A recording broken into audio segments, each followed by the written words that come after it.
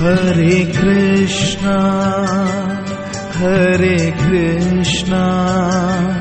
कृष्ण कृष्णा हरे हरे, हरे कृष्णा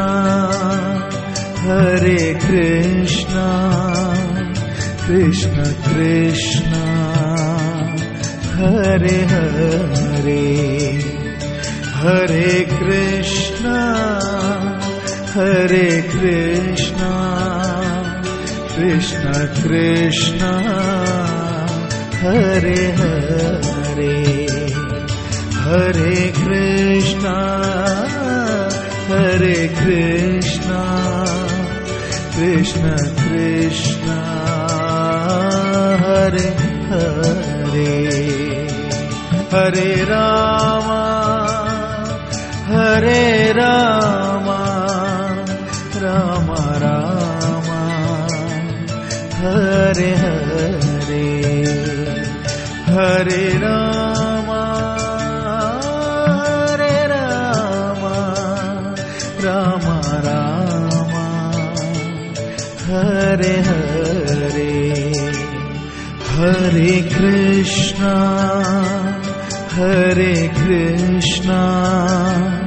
कृष्ण कृष्णा हरे हरे, हरे कृष्णा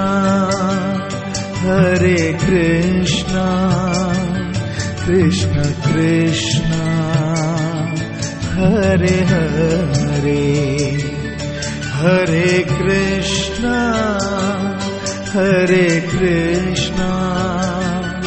कृष्ण कृष्णा हरे हरे, हरे कृष्णा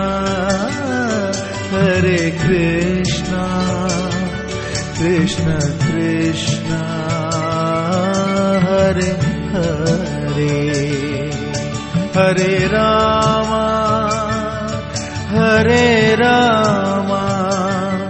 राम राम हरे हरे, हरे राम राम राम हरे हरे।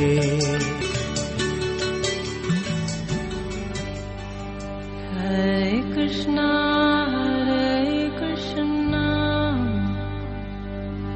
कृष्णा कृष्णा हरे हरे,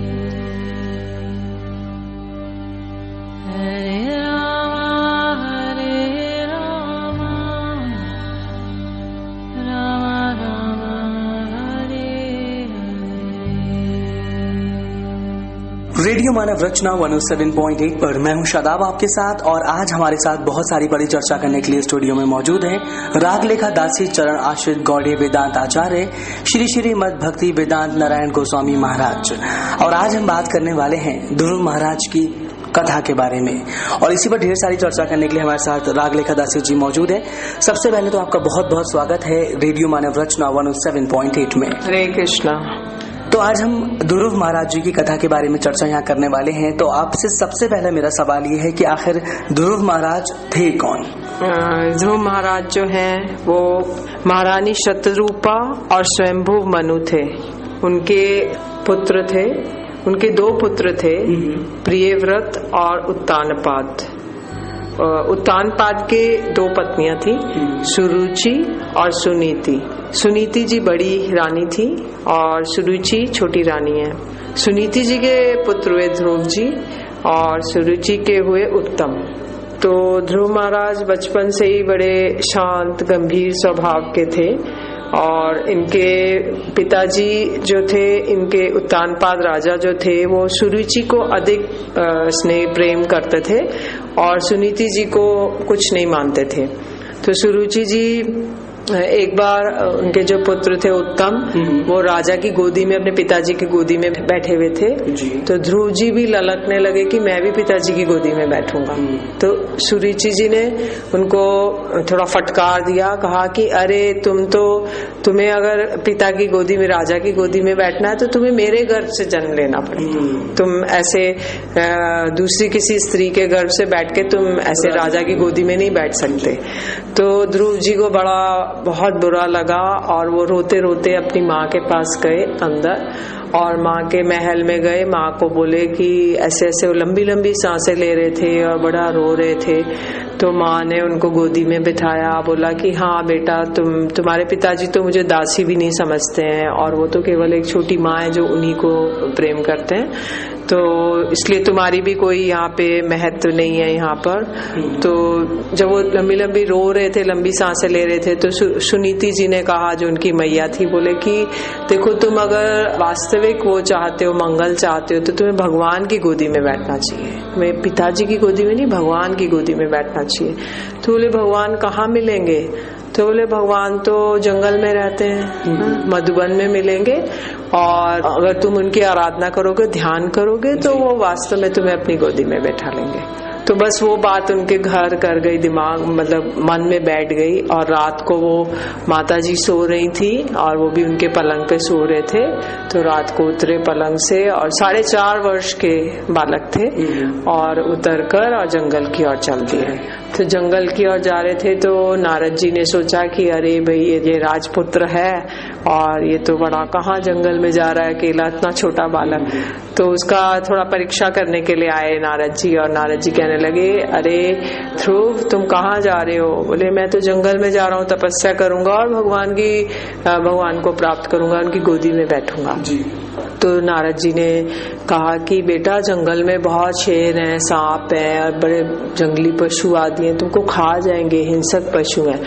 तो बोले नहीं, मेरे को उस सब चीज का नहीं है, मैं तो, माँ ने कहा है कि मुझे भगवान मिलेंगे तो मैं जा रहा हूँ। तो नारद जी से उन्होंने प्रश्न किया कि नारद जी ने सोचा कि ये तो बड़ा क्षत्रिय का बच्चा है और देखो कितना दृढ़ संकल्प है इसका, और बोले इतना छोटा सा बच्चा है और तुमको इतनी माँ की बातें बुरी लग गई। हाँ, तो बोला क्षत्रिय की संतान है ना, इसलिए अधिक वो है, इसको अभिमान है। तो उन्होंने उनको एक मंत्र प्रदान किया, ओम नमो भगवते वासुदेवाय। तो बोले कि ये वाला मंत्र लेके तुम जाके उपासना करना, आराधना करना, भगवान तुम्हें प्राप्त हो जाएंगे। बोले कब प्राप्त होंगे? बोले 6 महीने में। तो 6 महीने जब नारद जी ने कहा तो ध्रुव जी ने जाके मधुबन में, मधुबन एक वन है जो ब्रजमंडल के 12 वनों में से एक वन है मधुबन, तो उसमें जाकर एक ऊंचे टीले पर जाकर तपस्या शुरू कर दी। तो जब उन्होंने तपस्या करी तो पहले महीने में उन्होंने 3 दिन के बाद कुछ कैथ, बेर आदि फल खाते थे, 1 मास बिता दिया। फिर उसके बाद दूसरे महीने में 6 दिन के बाद सूखी घास पत्ते खाते थे और भगवान का भजन करते थे। और तीसरे महीने में उन्होंने 9 दिन के बाद जल पीकर रहते थे। फिर चौथे महीने में उन्होंने 12 दिन के बाद वायु पीकर रहते थे। फिर उसके बाद 5वें महीने में उन्होंने वायु पीना भी छोड़ दिया, श्वास को बंद करके, और बिल्कुल एक पैर पे अंगूठे के बल, पैर के अंगूठे के बल खड़े हो गए और खंबे के समान निश्चल बस भगवान का ध्यान कर रहे हैं। तो सारा त्रिलोकी हिल गया, सब लोग, पृथ्वी टलमल करने लगी, सबके श्वास रुक गए। आगे हम जानेंगे और भी कई सारी बातें ध्रुव महाराज जी के बारे में, और हमारे साथ बहुत ढेर सारी चर्चा करने के लिए स्टूडियो में मौजूद हैं राग लेखा दासी जी। सुनते रहिए radio Manav Rachna 107.8 FM। Feel good, feel live. Shri Raghav Vallabh Kunj Vihari,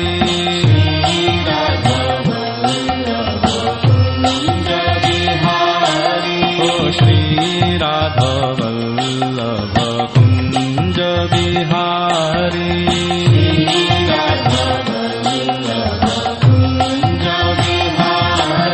कुंज बिहारी गोवर्धन धारी,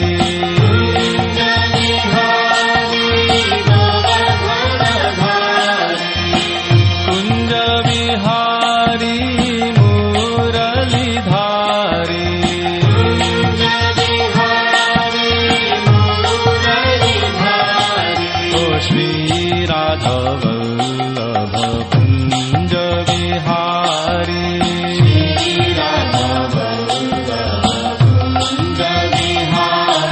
ओ श्रीराधवल्लभ कुञ्ज विहारी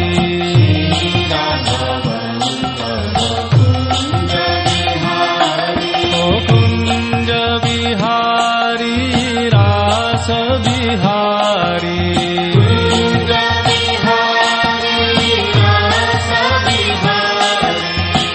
कुञ्ज विहारी मुरलीधारी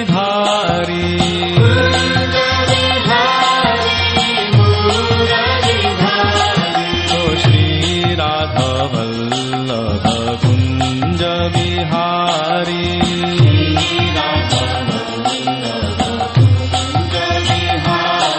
ओ श्रीराधवल्लभ कुञ्ज विहारी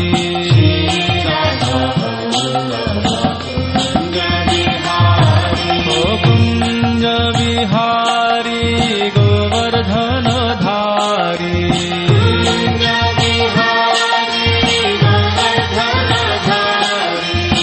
कुञ्ज विहारी मुरलीधारी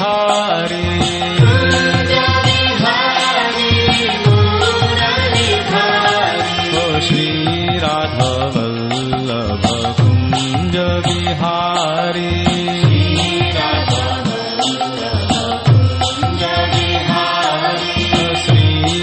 श्रीराधवल्लभ कुञ्ज विहारी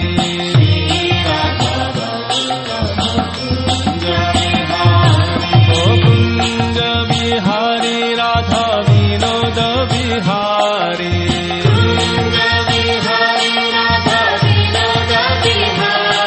ओ विनोद विहारी राधा रास विहारी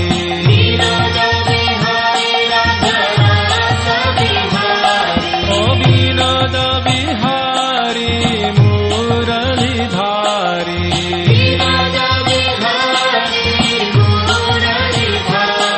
ओ श्रीराधवल्लभ कुञ्ज विहारी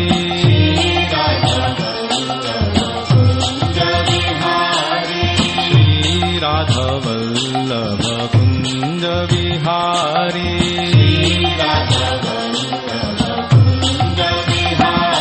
ओ कुञ्ज विहारी राधा रमण विहारी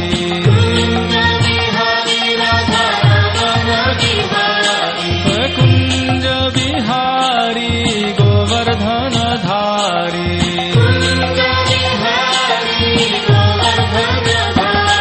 ओ श्रीराधवल्लभ कुञ्ज विहारी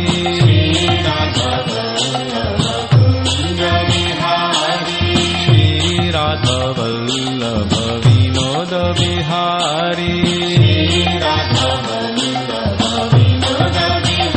हरि बोल हरि बोल हरि बोल हरि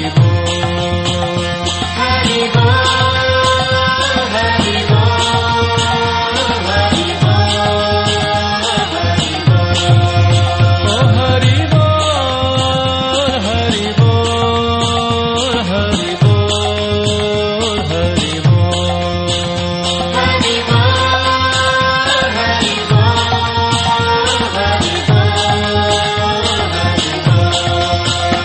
ओ श्रीराधवल्लभ Kunj Vihari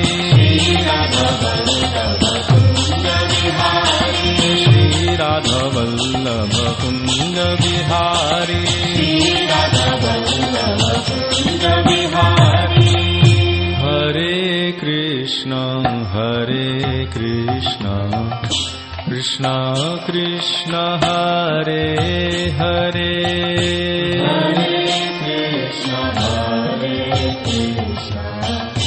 Krishna Krishna Hare Hare Hare Rama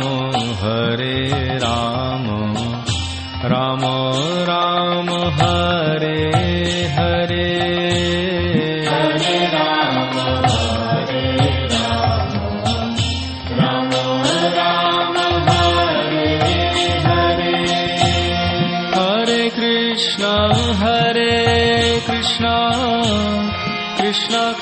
Krishna Hare Hare Hare Krishna, Krishna Krishna, Hare Hare. Hare Rama Rama Rama Hare Hare Hare Rama, Rama Rama, Hare Hare. Hare Krishna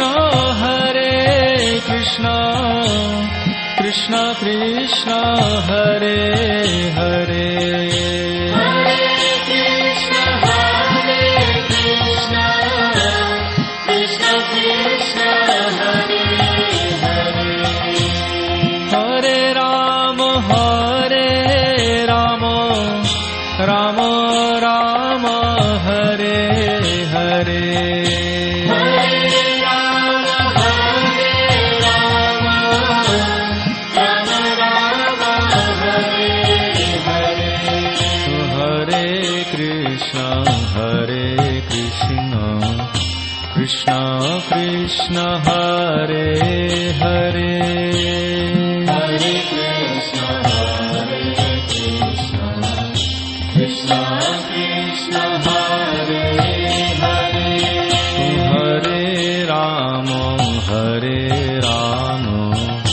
Ram Rama Hare Hare Hare Rama, Rama Rama, Hare. Hare Rama, Rama Rama, Hare Hare. Radio Manav Rachna 107.8 पर मैं हूं शदाब आपके साथ। मेरे साथ स्टूडियो में मौजूद है राग लेखा दासी चरण आश्रित गौड़ी वेदांत आचार्य श्री श्री मद भक्ति वेदांत नारायण गोस्वामी महाराज। और आज हम बात कर रहे हैं ध्रुव महाराज की जिंदगी के बारे में। राग लेखा जी, आपसे जानना चाहेंगे, ब्रेक पे जाने से पहले हम बात कर रहे थे कि किस तरह से एक छोटा बालक अपने घर से निकले और उन्होंने प्रण लिया कि वो भगवान के दर्शन करेंगे और वो उसी प्रण को लेकर मधुबन वन में चले गए, जहां पर उनको नारद मुनि मिले और उन्होंने उनको एक मंत्र दिया जिसका उच्चारण उन्होंने किया। लेकिन अब आपसे जानना चाहेंगे, क्या असल में भगवान ने उनको दर्शन दिए? क्या जो उनकी दिल में एक इच्छा थी भगवान से मिलने की, वो इच्छा उनकी पूरी हुई? देखिए शताब भाई, जब ध्रुव महाराज इस तरह से उपासना कर रहे थे तो सारे इंद्र ने सोचा कि मेरा तो स्वर्ग लोक छिन जाएगा, क्योंकि इतनी तपस्या कोई करेगा अगर वो इंद्रलोक मान लेगा तो भगवान को भी देना पड़ेगा। तो इसलिए इंद्र जी बड़े परेशान हो गए, ब्रह्मा जी परेशान हो गए, सारे प्राणी सबने कहा हमें श्वास नहीं आ रही है, तो श्वास लेने में प्रॉब्लम हो रही है, सफोकेशन हो रही है। तो वो लोग सब ब्रह्मा जी के भगवान के पास गए। तो भगवान ने कहा कि आप लोग देवता लोग, आप लोग डरिए मत, और मैं जाके देखता हूँ ये बालक क्या चाहता है, किस लिए इतनी तपस्या कर रहा है वो। ध्रुव महाराज अपने हृदय में भीतर भगवान का चिंतन कर रहे थे चतुर्भुज नारायण रूप में। तो भगवान उनके सामने प्रकट हुए शंख चक्र गदा पद्म धारण करके, और भगवान ने आकर, जब ध्रुव महाराज को अचानक अपने हृदय के भीतर वो दर्शन देने बंद हो गए भगवान के, तो उन्होंने सामने देखा तो भगवान खड़े हुए हैं। तो भगवान ने, अब वो कुछ उनकी स्तुति करना चाहते हैं किंतु उनके मुख से कोई शब्द नहीं निकल रहे। तो फिर भगवान ने अपना जो शंख था वो ध्रुव महाराज की ठोड़ी पे छुआया।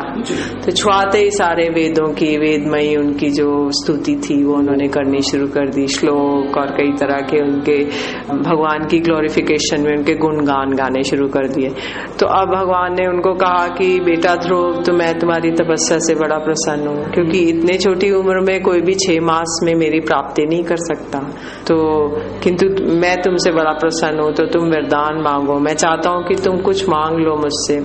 फिर भगवान ने स्वयं कहा कि हे ध्रुव, बेटा ध्रुव, मैं तुम्हें ये 36,000 वर्ष तक, तुम्हारे जो पिता हैं, तुम्हारे पिता तुमको जब तुम जाओगे तुम्हें राज्य देकर चले जाएंगे, और तुम्हारा छोटा भाई उत्तम शिकार खेलने जाएगा, वो मारा जाएगा, और उसके विरह में उसकी जो माँ है उसको ढूंढते ढूंढते दावानल में फंस के वो भी मर जाएंगी, और तुम 36,000 वर्ष तक अपने पिताजी का राज्य करो, अपने भूलोक का, और उसके बाद और तुम बड़े अच्छे राजा होगे और तुम्हें मेरी अखंड स्मृति बनी रहेगी। और उसके बाद एक ध्रुव लोक है जो कभी नष्ट नहीं होता प्रलय में, तो तुम उस ध्रुव लोक के भी राजा बनोगे मृत्यु के बाद, और इस तरह से तुम ये निवास करो और मैं तुमसे बड़ा प्रसन्न हूँ। तो ध्रुव महाराज ने वो स्वीकार कर लिया, किंतु वो बोले प्रभु मैं तो कांच ढूंढने चला था, मैं तो कुछ कामनाओं से आपका उपासना कर रहा था, मुझे तो हीरा ही मिल गया। तो मुझे तो स्वयं आप मिल गए, लेकिन मेरी बुद्धि भी देखिए कि क्या मैं अभी बस एक पिताजी की गोदी के लिए ही वो करता रहा। तो बोले कि प्रभु आप, बस मैं केवल यही चाहता हूँ कि मुझे कभी आपका विस्मरण ना हो, कभी भी मैं आपकी स्मृति मेरे हमेशा बनी रहे, बस ये आप मुझे वरदान दीजिए। तो प्रभु ने कहा ध्रुव ये तो तुम्हें अखंड मेरी स्मृति बनी रहेगी, जैसे तुम समाधि अवस्था में अभी मेरे एकदम निर्बाध गति से चिंतन कर रहे थे, ऐसे तुम्हें मेरा सदैव चिंतन बना रहेगा। तो ध्रुव महाराज बड़े प्रसन्न हो गए। तो उसके बाद वो अपने राज्य में आए। तो राजा उत्तानपाद अपनी रानियों के साथ, उत्तम के साथ उनको लेने के लिए सारी प्रजा उनके स्वागत के लिए आई। तो राजा ने बड़े प्रेम से उनसे मिले, उन्होंने ध्रुव महाराज ने उनके चरण स्पर्श किए, राजा ने उनको आलिंगन किया और उनका सिर सूंघा और दोनों रो रहे हैं। तो बड़ी माँ को प्रणाम किया, अपनी माता जी को, फिर सुरुचि जी को प्रणाम किया, छोटी माँ को। तो छोटी माँ उनको गोद में लेके और बड़ा स्नेह करने लगी और रोने लगी। उनको बड़ा पश्चाताप के आंसू थे कि देखो मेरी वजह से और इतने छोटे बालक को इतना कष्ट उठाना पड़ा। फिर उत्तम से बड़े प्रेम से मिले और अपने राज्य में हाथी पे बैठ के चल दिए। फिर राजा ने थोड़े दिन बाद स्वयं जंगल में प्रस्थान किया और उनको सारा राज्य देकर चले गए। तो अब ध्रुव महाराज यहाँ पे राज्य करने लगे और उनका विवाह आदि हुआ, उनके एक पुत्र हुआ उत्कल। और एक दिन उत्तम कहीं शिकार खेलने गए तो वहाँ पे यक्ष लोगों ने उनको मार डाला। तो अब जो छोटी माँ थी उनके विरह में वो भी जंगल में गई और जैसे बांस से बांस टकराता है, दावानल लग जाता है, तो वो दावानल में जाकर वो भी मर गई। अब जो ध्रुव महाराज से उन्होंने यक्षों से बदला लिया और यक्षों पे जाके आक्रमण करके एक एक करके सब यक्षों को मारना शुरू कर दिया। तब उनके जो पितामह थे स्वयंभू मनु, तो वो आए, कहने लगे बेटा ध्रुव तुम क्यों इन निर्दोष यक्षों की हत्या कर रहे हो, तुम्हें ऐसा करना तुम्हारे लिए उचित नहीं है, तो तुम इनकी हत्या करना बंद कर दो, ये तो काल का प्रभाव था, तुम्हारा जो भाई था वो मारा गया, तुम इसके लिए प्रतिशोध मत करो, बदला मत लो। तो अब उन्होंने इसी तरह से ये बदले की भावना छोड़ दी और सब यक्षों को छोड़ दिया। फिर दोबारा से उन्होंने अपने राज्य में आकर राज्य आरंभ कर दिया। फिर उसके बाद थोड़े दिन के बाद जब वो अपने पुत्र उत्कल को सारा राज्य भार देकर और स्वयं भी वो वन में चले गए और भगवान की आराधना में तल्लीन हो गए। रागलेखा जी, कहा जाए अगर आज के हम कलयुग की बात करें तो इनकी जो कथा हमने सुनी, इसमें मुझे ये शिक्षा मिलती है अगर हम इस कलयुग में भी, इस घोर कलयुग में भी, इन पाप नगरी में भी हम अगर भगवान का स्मरण करें, उनको सच्चे दिल से चाहें, तो हमें दर्शन भगवान अवश्य देंगे। जी हाँ, ये निश्चित है कि यदि हम भगवान का स्मरण करेंगे तो निश्चित रूप से भगवान तो अपने को भक्तों के उसमें बेच देते हैं। भक्तों का जो भी जैसी जैसी उनका चिंतन होता है उससे भगवान बिक जाते हैं। ध्रुव महाराज ने एक बार एक साधु, किसी ने पूछा कि ध्रुव महाराज आपको 6 महीने में कैसे भगवत प्राप्ति हो गई? तो ध्रुव महाराज ने कहा कि वो देखो एक हड्डियों का पहाड़, एक पहाड़ दिखाया जिसपे हड्डियां ही हड्डियां थी। तो बोले मैं इतने जन्मों से तपस्या कर रहा था तब जाके मुझे 6 महीने में भगवत प्राप्ति हुई है, तो मैं कई जन्म ले चुका हूँ तब जाके मेरा ये हुआ है। तो इसलिए ऐसा नहीं सोचना चाहिए, हर युग में भगवान ने अपने को प्राप्त करने के लिए उपाय बताए हैं, बल्कि कलयुग में तो और फास्टर है। कलयुग में तो केवल हम नाम करके भगवत प्राप्ति कर सकते हैं। उस युग में तो उन्होंने मंत्र जप किया और 6 महीने में प्राप्ति कर लिए, किंतु एक मतलब मेडिटेशन एक समाधि के द्वारा किए, किंतु इस युग में तो हम केवल हरिनाम संकीर्तन के द्वारा ही कर सकते हैं। उसके लिए हमें समाधि में जाने की आवश्यकता नहीं, क्योंकि कलयुग का जीव ये नहीं कर पाएगा। कलयुग का जीव जंगल में जाकर ऐसे घोर तपस्या करके बिना खाए पिए और बिना कुछ करे वो समाधि में नहीं रह सकता। तो इसलिए ये बड़ा कठिन है। ये सतयुग की बातें थी। अभी अब युग परिवर्तन हो गया है, लोगों का मन चंचल हो गया, लोगों का रहन सहन लाइफस्टाइल एकदम बदल गया है। तो इसलिए अब ये बात अब बड़ा कठिन है। तो इसलिए श्री चैतन्य महाप्रभु ने आकर कलयुग के जीवों को ये कृष्ण नाम हरि नाम संकीर्तन दिया। हरे कृष्णा कृष्ण कृष्ण हरे हरे, हरे राम राम राम हरे हरे, कि इसका तुम बस जप करो, इसको गाओ जोर जोर से और तुमको भगवान की प्राप्ति हो जाएगी। राग रेखा जी, आप हमारे स्टूडियो में आई। आज आपने हमें बहुत ढेर सारी बातें बताएं ध्रुव महाराज की जिंदगी के बारे में, इसके लिए बहुत बहुत शुक्रिया। हरे कृष्णा। लेकिन आप कहीं मत जाइए, सुनते रहिए रेडियो मानव रचना 107.8 पर आने वाले और भी प्रोग्राम्स को। Feel good, feel live. Radhe Radhe Govind Govind Radhe, Radhe Radhe Govind Govind Radhe, Radhe Radhe Govind